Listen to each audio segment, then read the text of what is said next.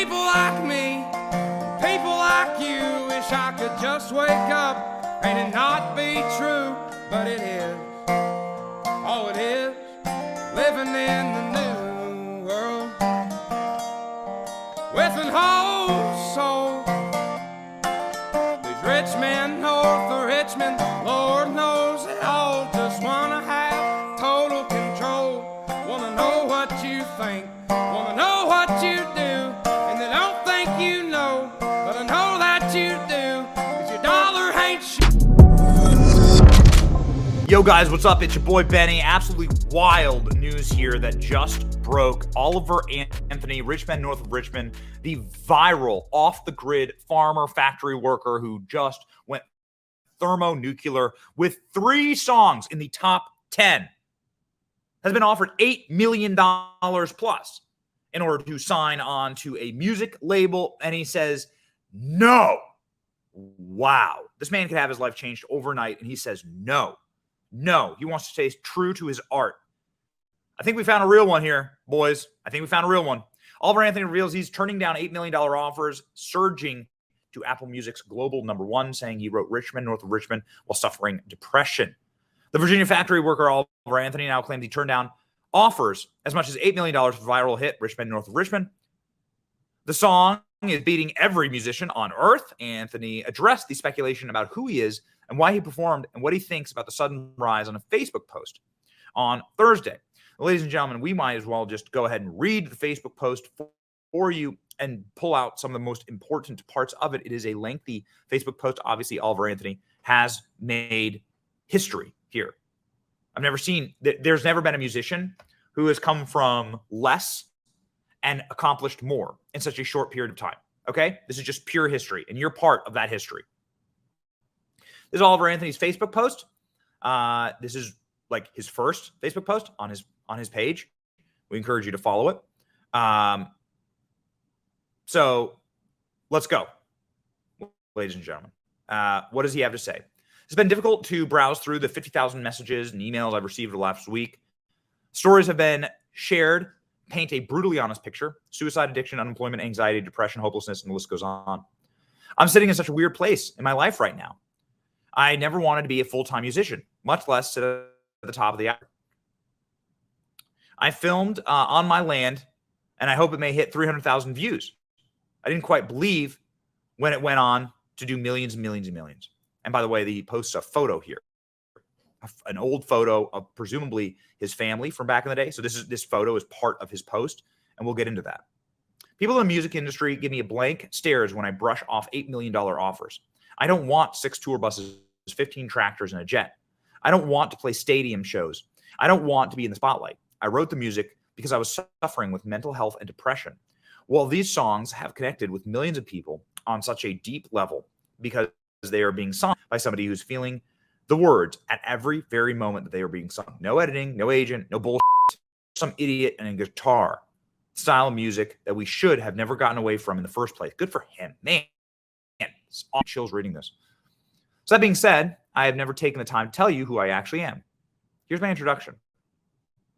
My legal name is Christopher Anthony Lunsford. My grandfather was Oliver Anthony, and Oliver Anthony Music is dedicated. Okay, so his real name is Christopher Anthony Lunsford. Okay, interesting. Dedicated not only to him, but 1930s Appalachia, where he was born and raised. Dirt floors, 7 kids, hard times. At this point, I'll gladly go by Oliver because everyone knows me as such. But my friends still call me Chris. For yourself, either's fine. So this must be his grandfather, an old photo of his grandfather then in Appalachia. In 2010, I dropped out of high school at the age of 17. I have a GED. I worked multiple plant jobs in Western North Carolina, my last being to appear at a mill in McDowell County. I worked third shift 6 days a week for $14 an hour in a living hell. 2013, I had a bad fall at work and I fractured my skull. Wow. Forced me back home to Virginia due to complications from the injury. It took me 6 months before I could work again. From 2014 until just a few days ago, I worked outside sales at an industrial manufacturing world. My job has taken me all over Virginia, the Carolinas, getting tens of thousands of other blue-collar workers on job sites and factories. I spent all day, every day for the last 10 years hearing the same story. People are so damn tired of being neglected, divided and manipulated. In 2019, I paid $97,000 for a property that I still owe $60,000 on top of. I'm living in a 27-foot camper on a tarp with a roof on it. I got on Craigslist for $700. There's nothing special about me. I'm not a good musician. I'm not a very good person. I've spent the last 5 years struggling with mental health, using alcohol to drown it. I'm sad to see the world in the state it's in, with everyone fighting each other. I spent so many nights feeling hopeless. The greatest country on earth is quickly fading away.